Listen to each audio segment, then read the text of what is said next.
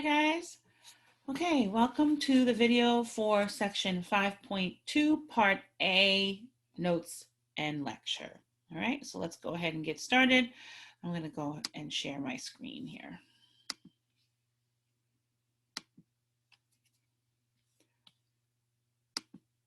All righty, hopefully that's going to pop up in a minute. Here we go.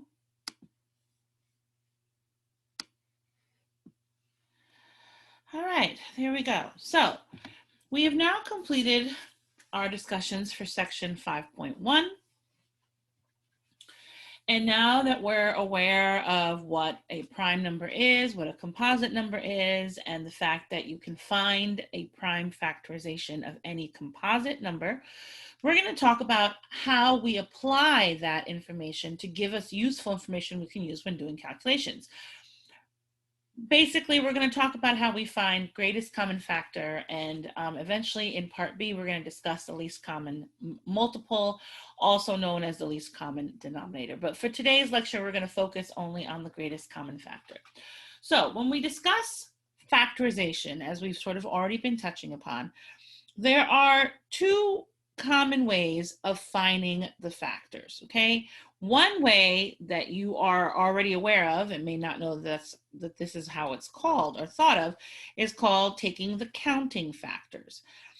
You've probably heard me say this before, but this is when you find all the factors of a given composite number that are factors of it. So for example, here we have the number 12,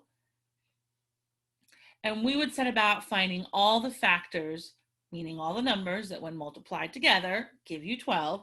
And you'd say, okay, well, there's 1 times 12, 2 times 6, and 3 times 4.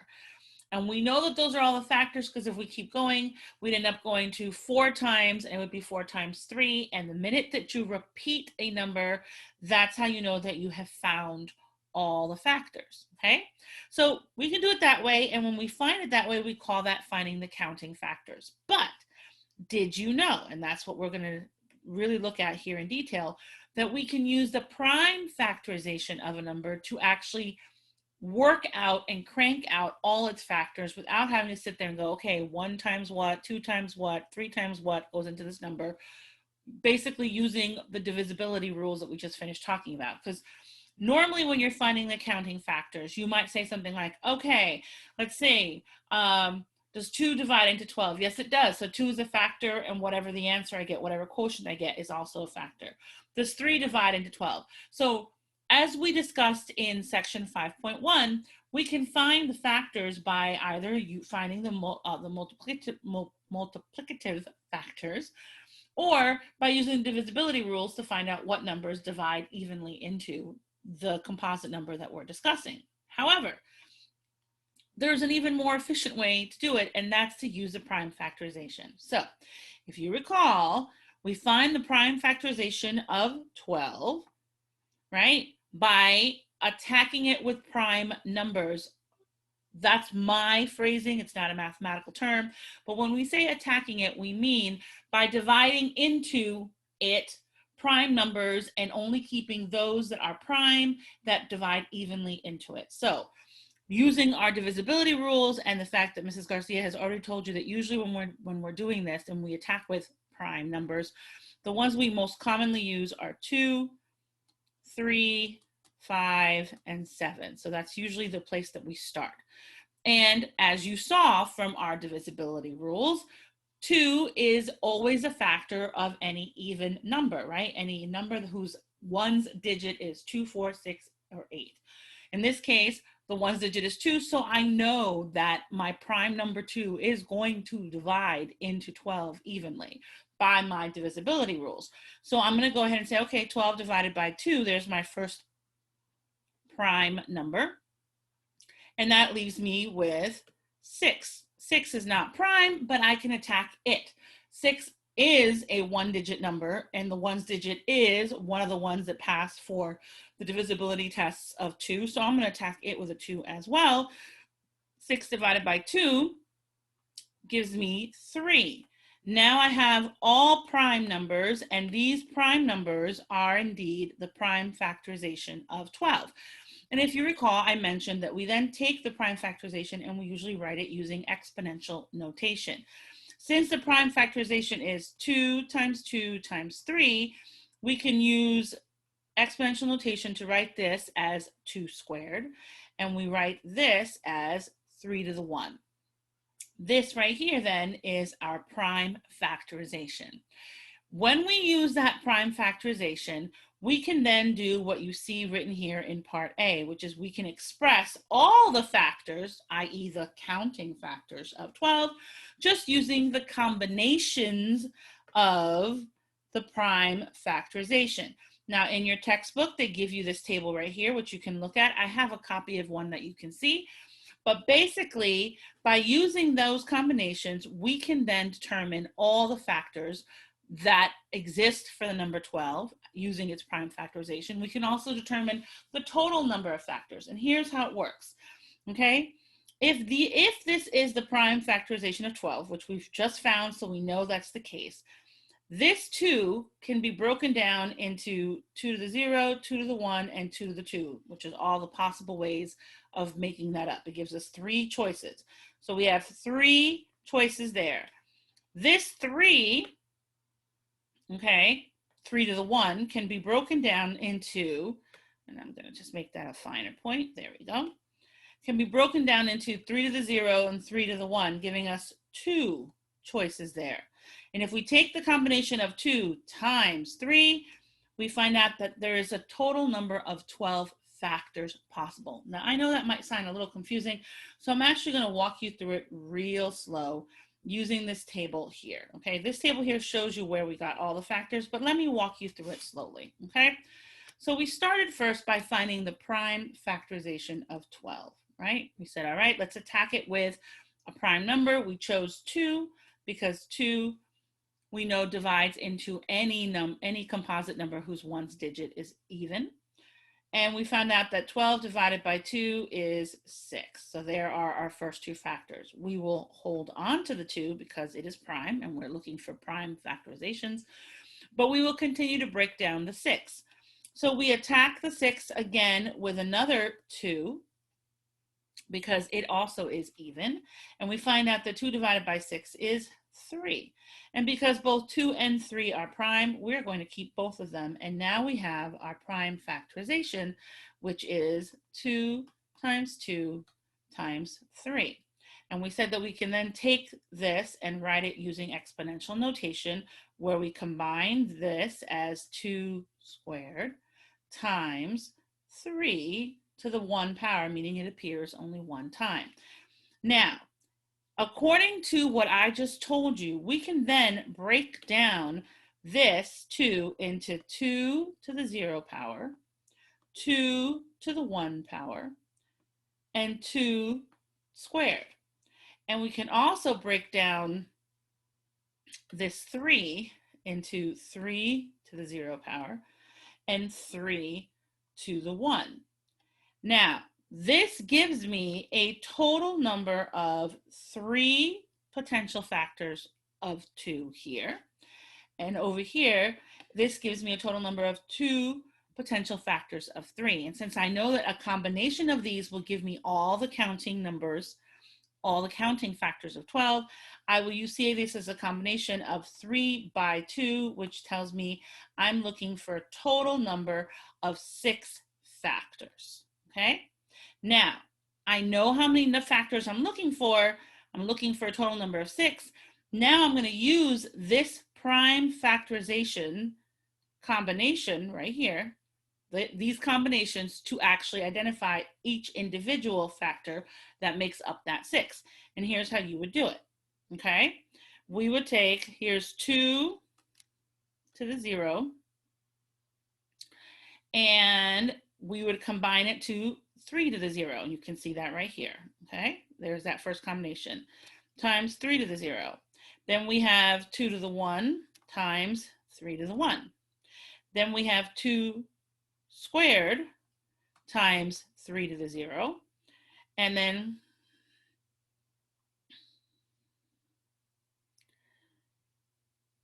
we have 2, 0. hold on a second here.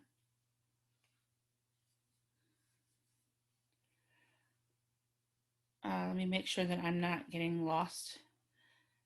So we combine 2 to the 0 to 3 to the 0 and 3 to the 1. Then we combine 2 to the 1 to 3 to the 0. Okay, there we go. I see where I got lost. And see, this is why it's important not to get lost. Okay, here, let's try that again.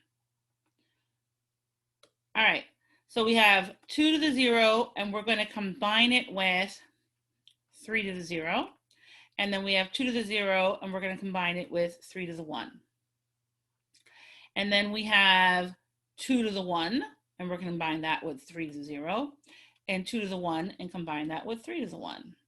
And then we have 2 squared times 3 to the 0, and 2 squared times 3 to the 1. Now, what you should notice is that we have 1, 2, 3, 4, 5, 6 total combinations, which is exactly what we expected, right? Because we already said that. We already identified that we should be able to find 6 total combinations over here when we broke it down like this. When we broke it down like this, we were like, yep, we can get a total of 6 total combinations. And sure enough, when we actually look at each individual combination, here they are. Now, what does this equal? Well, any exponent or any base to the power of 0 is basically the number 1. So this is really saying 1 times 1, which is 1. So 2 to the 0 is 1 times 3 to the first power, which is 3. So 1 times 3 equals 3. 2 to the 1 power is 2 times 3 to the 0, which is basically 1. So 2 times 1 is 2. 2 to the 1 is 2 times 3 to the 1 is 3. So 2 times 3 is 6. 2 squared is really 4, 2 times 2, right? So 4 times 3 to the 1, which is a 1, 3 to the 0, which is a 1. So this is really 4 times 1, so that's 4.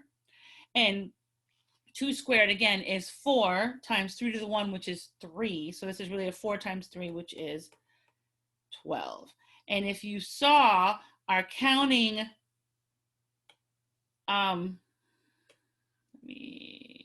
just leave it there. If we saw our counting factors from when we started this combination, these are exactly the same counting factors, right? Because when originally we wrote 12, and we said 1 times 12, and here they are. We said 2 times 6, and here they are. And we said 3 times 4, and here they are. So you see, using the prime factorization, we were able to crank out all the counting factors without even really knowing them or having to think about them off the top of our head. And we did that using this concept over here of the prime factorization. So you will have to, and you will have to do this for homework as well as on the test, you will have to be able to take a composite number, find its prime. So here's the composite number. Oops, let's do that here. All right, you will have to be able to take a composite number, find its prime factorization. Okay, and once you've written your prime factorization in exponential form, break it down into its possible combinations. You should be able to say what is the total number of combinations to expected, i.e. the total number of counting factors to be found. And then using those combinations, you can then, sorry, I made a straight mark there. You can then crank out all its actual counting number factors. This part here, this last portion here is not, something that I would make you do, but you should be aware that you can do it, okay? All right, so that's how we can use the prime factorization, and that's basically what this table is showing you here. You can see it here, that basically that's what they're showing you, how you could use all the combinations to crank out all those factors. And they were showing you the combination of the exponents available for the 2 and the exponents available for the 3, which were the prime factors in 12, okay? This table here is showing you what to do for the number 200. That's just another example. It can be found in your textbook. But let's go ahead and practice. We're going to practice this ourselves using the number 144. Okay. There we go. Can you see that clearly? There we go. Okay. So we would start by getting the number 144 and finding its prime factorization, okay? So here's our composite number. We went ahead and found its prime factorization. Because the last digit is 4, we know with our divisibility rules that we just finished talking about, we can attack it with a 2, and I'm going to keep that 2. It gives me a 72. I'm going to take that 72, break it down with a 2 again. I get a 36. Take that 36, break it down with a 2, I get an 18. Take that 18, break it down with a 2, I get a 9. And that 9, because it's a multiple of 3, I'm going to attack it with 3 as my prime number, and I get 2 more 3s. So here is the prime factorization. Hopefully you can follow how that happened. And I can then take that prime factorization and write it in exponential form. I've got 1, 2, 3, 4 2s, so there's 2 to the 4th. And I got 2 3s, so there's 3 squared. Now, I can break down this prime factorization, which in essence is the prime factorization of 144, right there, 2 to the 4th and 3 squared, and I can break it down to its total number of combinations. 2 to the 4 can break down into 2 to the 0, 2 to the 1, 2 to the 2, 2 to the 3, and 2 to the 4, a total of 5 possible factors of 2, right?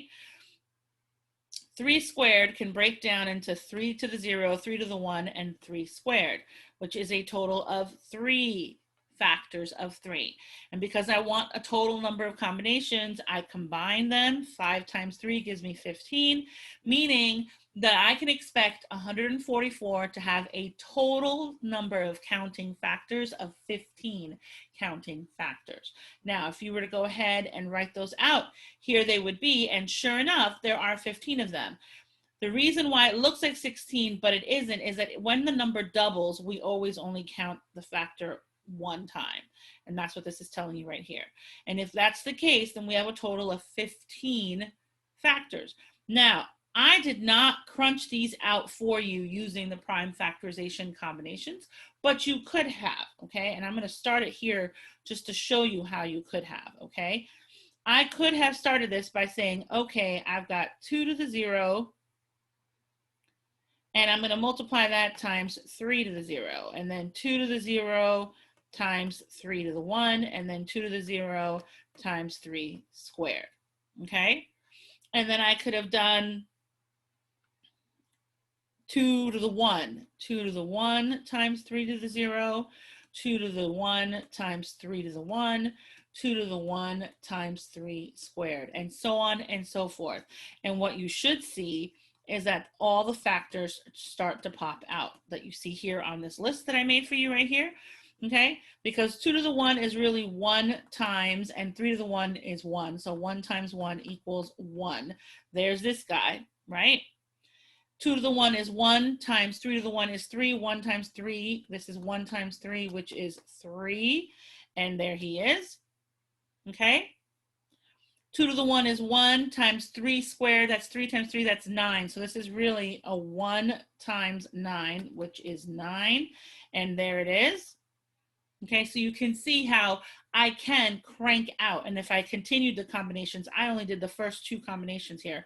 I just used this guy with all 3 and this guy with all 3. So I've only done the first 6 combinations, and you know that there's a total of 15 available. If you cranked out all of them, you would eventually start seeing all the factors that you see that I have listed here. All right, I'll finish the ones we've started just so that you can see that in reality. So here we have 2 to the 1, which is 2. 3 to the 0, which is 1. So that's 2, and there it is. Okay, 2 to the 1, which is 2, times 3 to the 1, which is 3, so that's 6. There it is. Okay, 2 to the 1, which is 2, 3 squared, which is 3 times 3, which is 9, 2 times 9 is 18, and there it is. So you see how I'm finding I could crank out all of the counting factors just by using the prime factorization, which is what we were discussing earlier. Okay, but basically you need to be able to find the prime factorization and find the combinations and be able to tell me the total number of combinations available. If need be, you can crank them out, okay?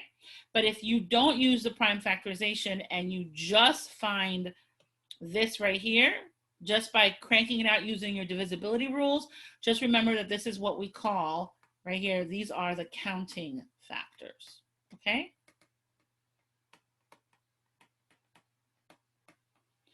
All right, that being said, let's talk about greatest common factor, because the whole reason why we are discussing how we can find these factors is so that we can do this very important and useful thing, which is to find the greatest common factor. It helps us when we're looking for common denominators.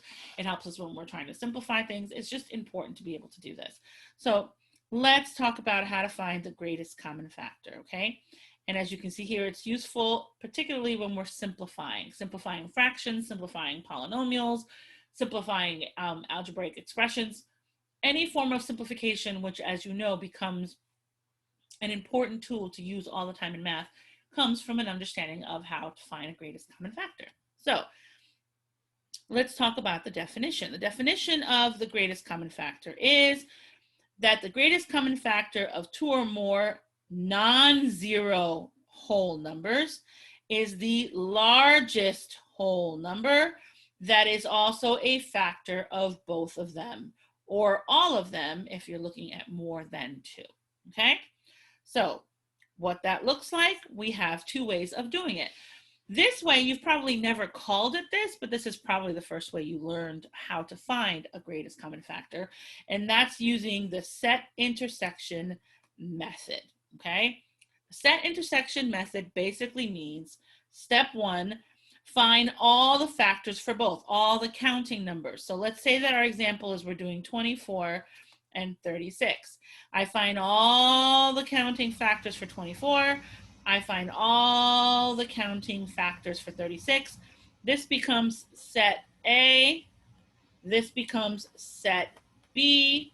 And I then perform an intersection. That's step two. That's why this is called the set intersection method. I then perform a set intersection where I'm going to intersect set A, and that's this one right here for 24, with set B, which is this one right here for 36. And the result of that intersection is all the things that they have in common. And you see that the factors that they have in common are these. Now I want the one that's the largest. Well, that's simple enough. The largest is 12. So therefore, 12 is my greatest common factor. This is probably the way you were accustomed to doing it. You just didn't think about it like this as a set intersection. You probably just looked at it in this form right here and simply identified the common factors and we're like, okay, well, I see they both have 2, they both have 3, they both have 4, they both have 6, and they both have 12. And then you said, oh, which one's the largest? Oh, looks like the largest one is 12. There's my greatest common factor. But in essence, what you just did was perform a set intersection right here. You, in essence, just did that, just not formally. But that's what you did. And that was usually the way that greatest common factor was taught. It was the way I was taught when I was in elementary and middle school. I kind of wish the prime factorization method had been a lot more popular when I was younger, because I find that it is a lot more efficient, particularly the larger the numbers you're dealing with are. So that is our second method, the prime factorization method. Once again, step one is that you're going to take the two composite numbers that you are trying to find the greatest common factor between, and you're going to go ahead and find their prime factorizations. You remember that you're going to attack them with prime numbers until you break it down to all prime numbers, right? And the numbers that we usually use are 2, 3, 5, 7. These are just the first 4 prime numbers in the family of whole numbers, but I find that for prime factorizations, they almost always are the most useful.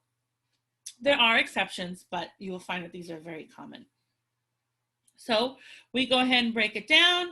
I attack 24 because it's an even number, and according to my divisibility tests, 2 is the way to go with that, with a 2. So there's my prime number. I get a 12. I have to break that 12 down because it's not prime, but it's still even, so I attack it with another 2. I get a 6. I'm going to attack that 6 because it's not prime. I attack it with another 2. I get a 3. I now have all prime numbers. here's my prime factorization for 24. And then I repeat that process for 36 and get the prime factorization for 36. Now, once you have both prime factorizations, because we're looking for the greatest common factor, you're going to write down the factors that appeared in both. Well, I have 2 and 3 that appeared in both 24 and 36.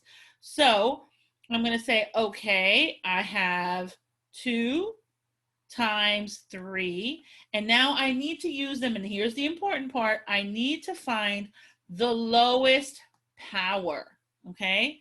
Well, 2 appears to the power of 3 here and to the power of 2 here. The lowest power is 2, so that's the one I'm going to keep, 2 to the lowest power of 2, times the other common factor they have is 3.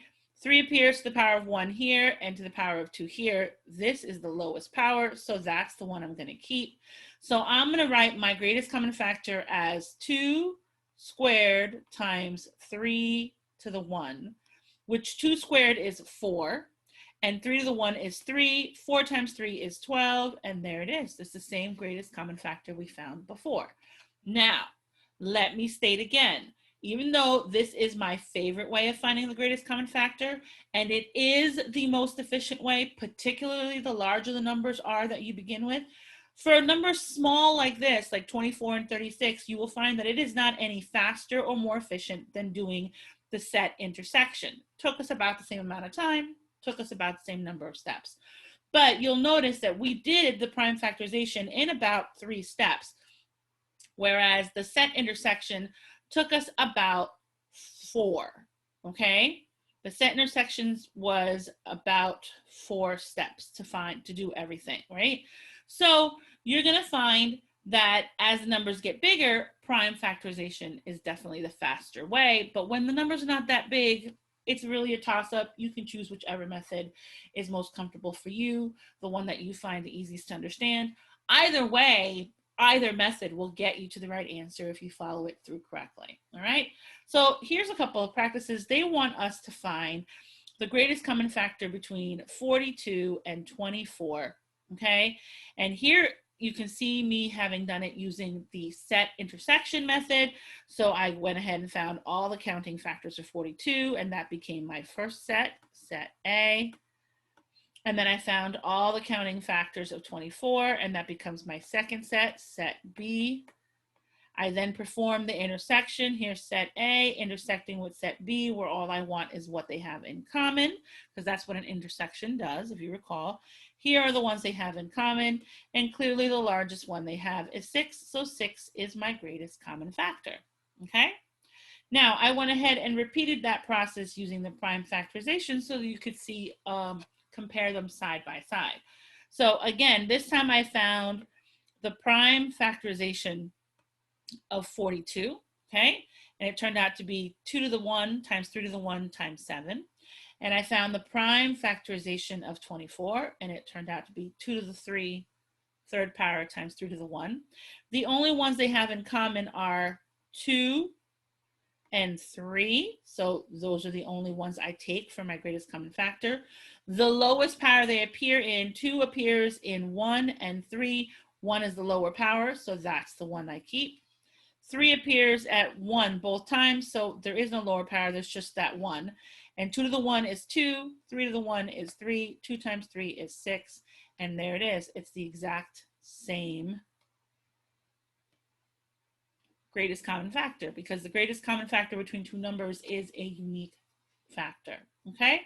So those are the 2 methods that we can use. I'm going to go ahead and stop my share now to find the greatest common factor. And I hope that the usage of the prime factorization and seeing that if you only use prime factorization, you can still crank out all the counting factors, and you don't necessarily have to sit there and use your divisibility tests to do so. But now you have multiple methods, multiple tools that you can use. Hopefully the idea being, if you understand all these tools, you can better help a student that would be introduced to this topic for the first time, and you can help them find which method makes the most sense for them. Your homework for today is homework number 11. It's already listed on the task. It will be due Monday by 1 p.m. as is our rule. And I will see you later today at about 1 p.m. for our live session. Hopefully I can answer any homework questions that you may be having at that time. And if you've pre-watched this video before then maybe I can answer some questions about this as well. All right, see you guys later.